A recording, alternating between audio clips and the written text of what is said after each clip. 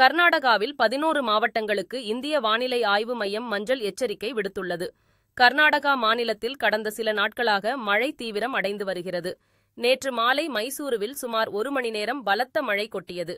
இதன் காரணமாக குளிர்ந்த காற்று வீசியது. மேலும் இன்று முதல் 4 நாட்களுக்கு மைசூரு, குடகு, சாம்ராஜ்நகர், மாண்டியா, ஹாசன், தும்கூர், பெங்களூரு மாநகரம், பெங்களூரு புறநகர், ராம்நகர், சிக்கபல்லாபூர், கோலார் உள்ளிட்ட இடங்களில் இடியுடன் கூடிய பலத்த மழை பெய்யும் என்று வானிலை ஆய்வு மையம் அறிவித்துள்ளது. மேலும் தாவணகெரே, சித்ரதுர்கா, குடகு, மைசூரு, சாம்ராஜ்நகர் உள்பட 11 மாவட்டங்களுக்கு மஞ்சள் எச்சரிக்கை விடுக்கப்பட்டுள்ளது. கர்நாடகா மாநிலத்தில் கடந்த சில நாட்களாக பல மாவட்டங்களில் கனமழை பெய்து வரும் நிலையில் கொப்பால் மாவட்டம் கங்காவதியின் தானாபூர் கிராமத்தில் பெய்த மழையால் திடீரென வீட்டின் ஒரு பகுதி இடிந்து விழுந்தது. இடிந்த வீட்டில் வசித்து வந்த பிரகாஷ் என்பவர் இடிபாடுகளில் சிக்கியிருந்தார். அவரது குடும்பத்தினர் மற்றொரு அறையில் இருந்ததால் உயிர் தப்பினர்.